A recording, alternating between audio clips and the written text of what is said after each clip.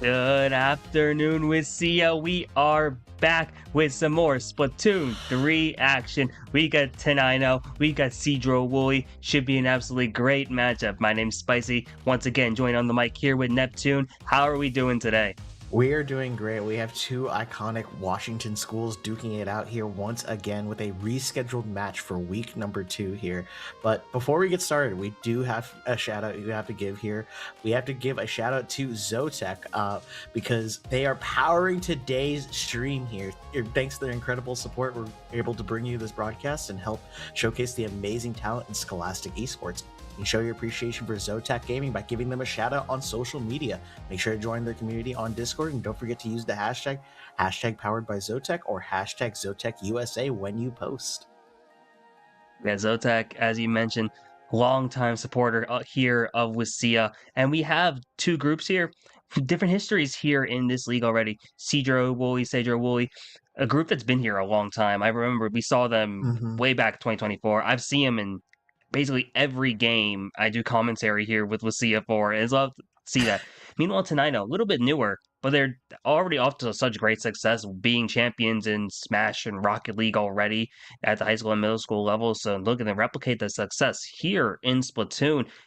Even though these teams relatively newer, at least in Splatoon, like in terms of their head-to-head history, they do have that preseason game that already happened way back to start off the season, which while it didn't count, it was a 10-0 victory, 3-2, which is bodes well for a potentially close set. And we're going to be kicking it off with Rainmaker Manta Maria as the first game. Yeah, for sure. Just the first map mode being Manta Maria Rainmaker. I've seen the couple of past weeks where Rainmaker Manta Maria normally is a pretty big shutdown here. But then again, it was the same team playing it out as well. So maybe there's a little bit of like history here. We can see some shakeups, some mix-ups here.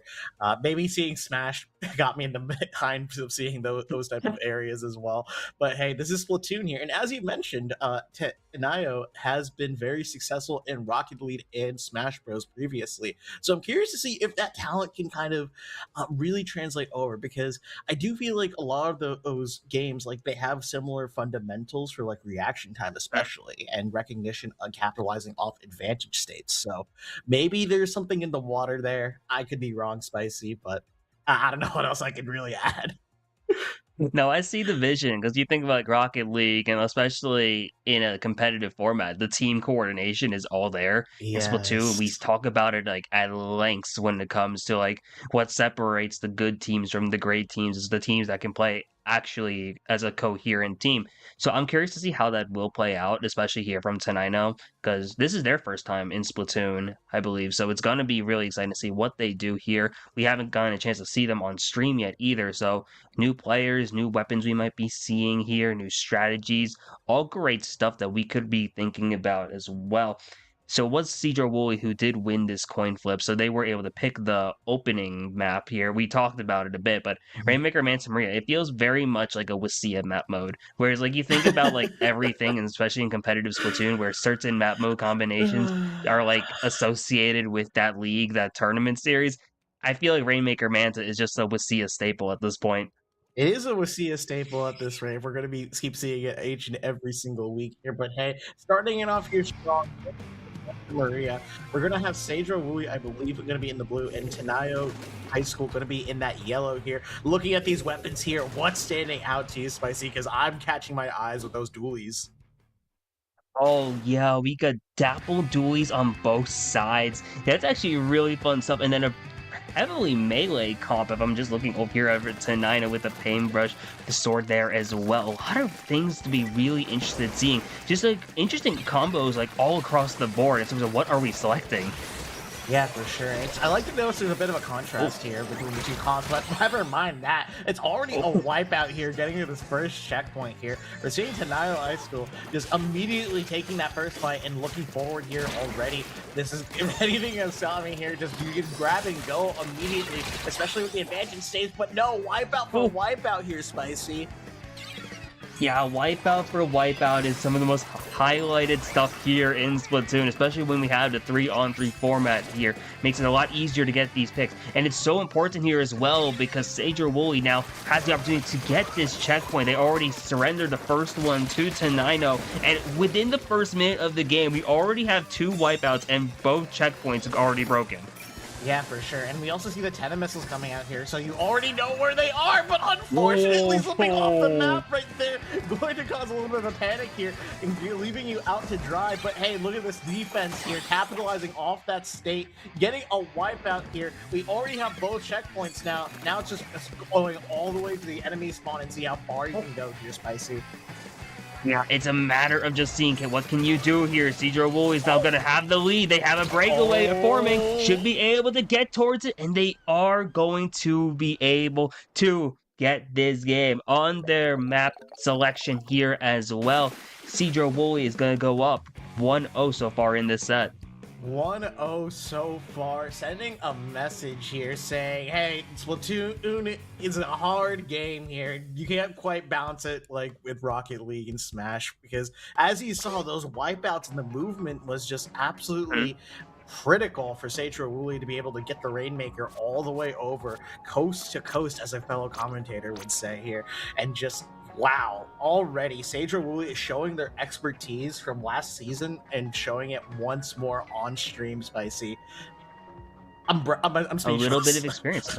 Yeah, it leaves us speechless, and we love to see that here. It's kind of been a prevalent thing here when we look at Rainmaker Banta, where a team will get that breakaway, but it did take a while just to get that breakaway even happening. A lot of chaos in that opening minute alone. We're going to slow it down a bit, or at least kind of, because we are going to Mahi Mahi Resort Splat Zones as the Tenino counterpick. Oh, Mahi Mahi Splat Zone. So now we're going to something that's a little bit more classic and I'm familiar with here.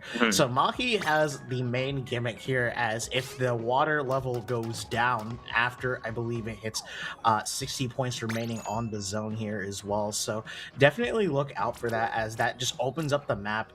It's very claustrophobic at the beginning because the middle of the map is very small and there's not much to run. There's not a lot of cover, but this allows longer range weapons to be able to dominate as well, both when the water is up and down here. So I'm curious to see if we're going to be seeing some of those longer range weapons come out, or we're just going to stick tried and true here.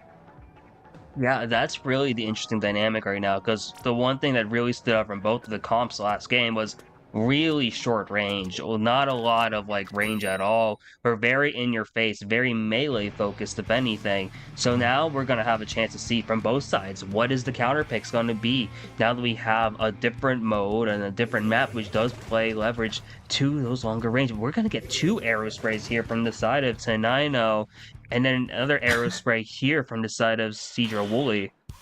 Yeah, for sure. The Aerospray is a tried and true weapon staple here in WSSEA, either if it's Turf War or Zones. If you need something painted, it's got you covered here. Its fighting capabilities may not be as strong, but it will surely have plenty of Booyah Bombs to follow, as they already managed to get a kill here and going to go forward here. Oh, yeah, and Tenino responding, just being able to get a wipeout early again. It's like 2 games in a row with early wipeouts, and having the Aerospray being able to offer so much pain, gonna be things so good for them here. Watch for 2 specials now from the side of Sedro-Woolley. Man, I'm seeing what they're going to be able to do. The water does drop now here, already at the 60, and specials are in play, and now Sedro-Woolley looks to be making an attack. 1 member goes down, and here we come with all the special coordination in the world to take the zone. Wow, all the special being dumped on the zone is fantastic to be able to flip it here, but you don't really have too much else to extend your pressure here, as the Aerospray manages to clean up 2 of the members here of Sedro-Woolley, and now they are going to be the ones on the back foot here, looking for a way forward here. But wow, Spicy, the zone stays with yellow, like how it's been at the beginning. And Tenino, the fact that their Aerosprays didn't go down in that team fight made it so important for them, because they were able to pop those Booyah Bombs. But as we say, that the Reef Slider comes through, not going to be able to cap the zone here, and you're starting to see if Tenino's going to be able to work their way out of their penalty here. One of their members goes down in the process, and they succeed it though. But these Aerosprays are having a lot of success fighting so far from Tenino. Yeah, for sure. The arrow spray is not typically seen as a fighting weapon, still has the capability of doing it, and just a little bit of that finesse here that's allowing it. And just look at how much hate is being put out here. There's not much room for error here as the 10 ticks around the zone here. Going to be able to knock out. We hear Reef Slider come out. The arrow plays are holding the zone spicy. I don't think they're going to be able to outpace this one. Wow, and they had the Booyah Bomb ready as well, just in case, and here we are, we're tied up in the set, 1 apiece. Tenino responding with a fairly dominant victory here in Game 2. Wow. Wow, indeed here. So we're already here. Essentially, we're now to a best of 3, even though it says best of 5 right on that graphic right there. We're kind of a little bit of a neutral state right now for both these teams, but the counter pick situation is still interesting because the mode is already predetermined. You are going to be playing tower control as WSSEA rule set here. However, you get to choose a map from a selected pool here. So definitely speaking here, this is a counter pick, but it's very soft and loose. So you're going to have to choose something that fits the mode and your team specifically. Definitely, yeah. And we saw that both of these teams are very comfortable flexing off the different weapons depending on the map mode selected. So now we have Sedro-Woolley this opportunity to have the counter pick. You saw that they went on to go Manta Maria for game 1 because of the coin flip, and now we saw what Tenino went to, but we are going to Sturgeon here for tower control game 3. Sturgeon on tower. Okay, this is a very claustrophobic map, I like to call it. It reminds me a lot of Manta Maria as well, just in the sense of there's a lot of close quarter corridors and opportunities to be able to push up really far into the enemy spawn here. I do want to see some of these weapons come out here as well. I do think the arrow spray might come back as well, because that paint is so important, and if you lose a lot of it on this map, it's almost going to be impossible to get back in here. I definitely, yeah. I'm interested to see what we got. Oh, some interesting swaps coming now. And basically another set of swaps here from Sedro-Woolley. So what do you see here, Neptune? I'm seeing a Splatoon wiper on the side of Sedro-Woolley here, and well as seeing the return of the Wellstring again. It's coming out to play a pretty strong weapon with its hammer here, but the Dapple Kit also changed. Rather than Reef Slider, we're going to have the Killer Whale come out to detect people and put a lot of pressure as they're going out right here. Already 2 members down, and they're looking to clean up this last one, but the Booyah Bomb comes out in time. The armor's not going to be shredded here, and it's a fight for mid. Yeah, and this is going to bode well here for Sedro-Woolley now, who's now in the blue. Still trying to see what they're going to be able to do here after that Tenino response. Sedro-Woolley is going to be able to take the lead here and is at first checkpoint, taking down 2 members in the process, as well as having Special already online from that Wellstring. They're moving this tower very nicely. Zuka in play all the way here in the back. Not sure if they're going to be able to find a pick so far, but the rest of their team is doing such a good job fighting. Spicy Mayo is going to be taken out and now wiped out from Tenino as Sedro-Woolley is roaring past this checkpoint. Roaring past the checkpoint, indeed. It's just a few more ticks. I don't think they're going to be able to get onto the tower in time. Indeed, a knockout here, very convincingly. Oh, wow. That is how you counterpick in Splatoon 3, folks. Just immediately sending them to a map that does not give them time to breathe, respond, and you know what you're doing. Wow, Spicy. Wow. Yeah, that was insane. Like, very comfortable counter pick, as you were mentioning here for Sedro-Woolley. Like, we don't see Tower Sturgeon as much anymore. It's kind of fallen out of favor in terms of, like, maps for tower control, but it worked out very nicely, and it was such a fast game as well. We are going to be slowing it down a little bit here, though, for Game 4. This is going to be the first time we see Clam Blitz this season, and Tenino now has the counter pick as well. Yeah, for sure. Clam Blitz, if you guys are unfamiliar with the map modes as well, typically seen as a lot slower of a game mode because you need to collect power clams in order to form a ball and be able to score into the enemy's territory and basket here. So it's basically a football but with extra steps is like how I like to call it here. But we're going to Inkblot Art Academy immediately. The first Clam Blitz game going to be featured on WSSEA here for this season here. I'm excited, Spicy. Yeah, a lot of Splatoon 2 map love is what I'm noticing from this set so far. But yeah, Clam Inkblot is still a fairly popular map mode selection. You see it in in different tournaments here as well. So a lot of like traditional counter picks in a way, kind of blending in with some of the more like old school, I guess, as well. And now it's a matter of seeing what do we got here. Tenino having a return to form, bringing the paintbrush back here, and Sedro-Woolley once again bringing similar stuff, having that well string as well as the arrow spread, and then just swapping the different variant of the dapple. Yeah, for sure. It's a dapple for dapple match here. Both of them have a Reef Slider online, have a lot of paint as well as a torpedo here. So it's kind of interesting how these teams are mirroring each other in a sense, but also being very different. You have a lot of aggression here from Tenino as well, but you also have a lot of defensive power from the side of Sedro-Woolley. But look at this decapitator. Spicy Mayo already taking bites here, looking for another one here. 2 down, but the hammer cleans up here, leading to a wipeout. That hammer got a triple, Spicy. Yeah, that hammer getting a triple is so powerful indeed. Rose going to be able to open the basket as well. That was another wipe in the opening minute, and make that a double wipe in the opening minute here for Sedro-Woolley, who, despite all that, they've only been able to put the power climb in. They weren't able to follow up.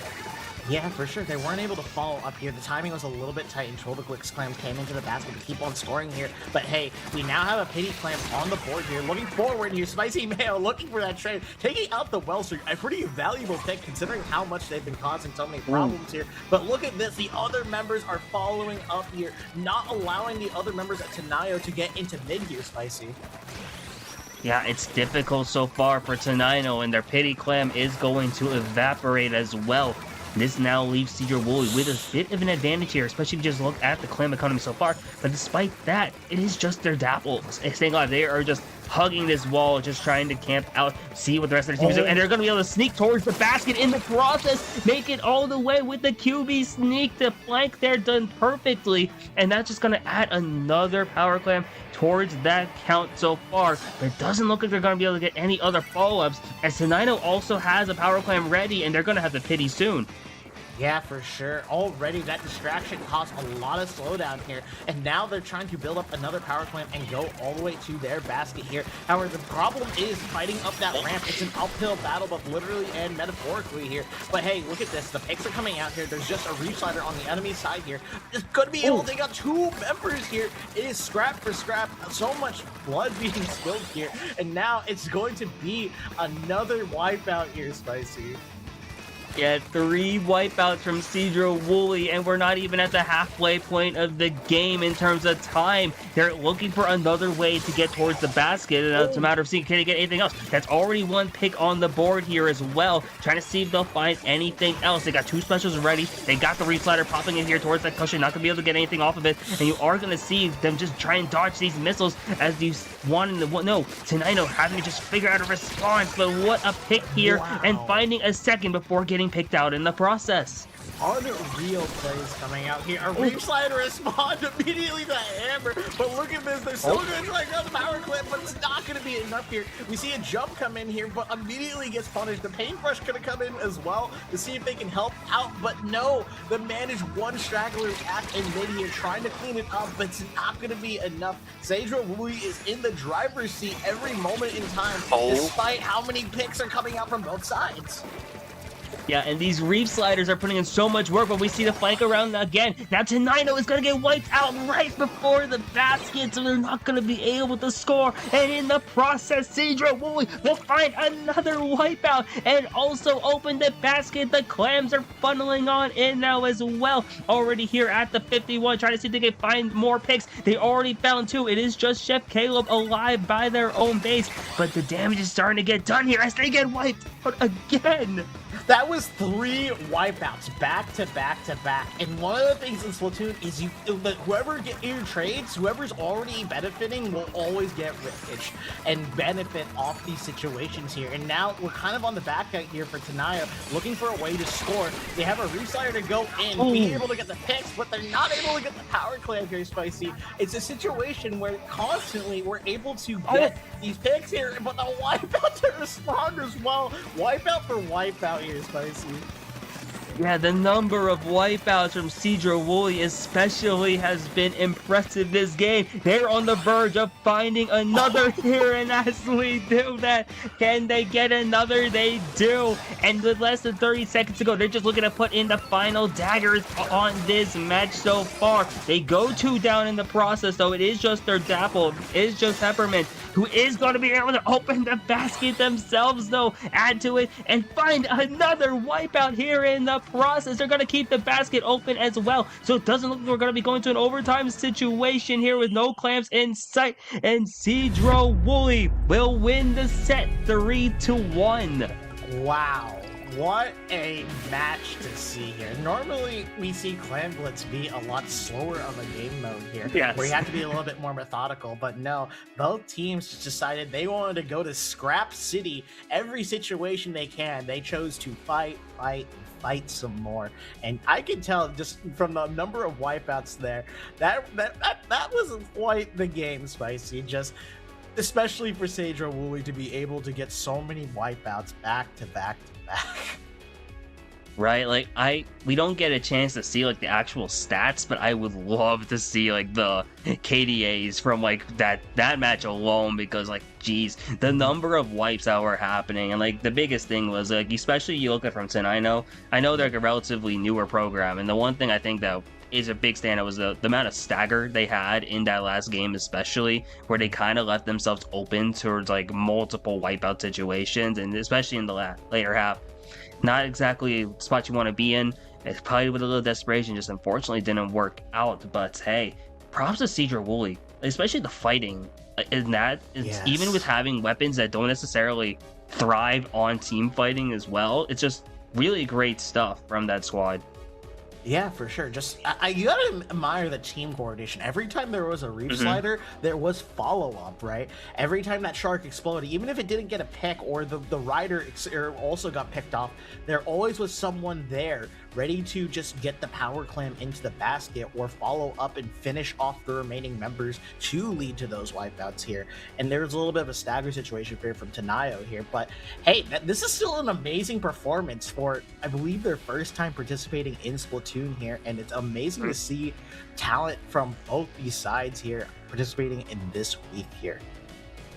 Sure, yeah, and it was a rescheduled week as well from week 2, so it does mean these teams still have some more games the rest of the season to basically adjust, whether it be continued momentum, as we saw with Sedro-Woolley, or to adjust and make a bit of a comeback here from Tenino. So great stuff from both of these squads, and congratulations to Sedro-Woolley. But that will wrap up the coverage for us here with WSSEA Splatoon 3. Before we head off, though, we do have to give a huge shout out to LANFest, because this broadcast is part of LANFest Scholastic Esports program, a program that supports this league and many others. Since launching, LANFest has delivered over 300 broadcasts of Scholastic leagues in Washington and Indiana, and we provide these broadcasts free of charge to the leagues, schools, and teams we cover, and your generous donations make this all possible.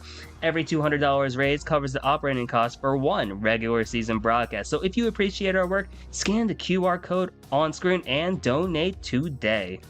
Yes, thank you to LANFest as well as our other sponsors, Zotac Gaming here, for bringing you this stream here today, because without them, we wouldn't have been able to see such amazing Splatoon action here over at WSSEA, as well as the other esports. I believe there's going to be Overwatch tomorrow, as well as Smash Bros. The following day, so tune in if you want to see more Scholastic esports here as well. But Spicy, that is going to be it for today. Where can the fine people find you? Find me at various socials at 2SpicyBM, being involved with Splatoon, as well as pretty much every other Nintendo esport out there. Neptune, always a pleasure casting with you. Where can the great people of the scene find you?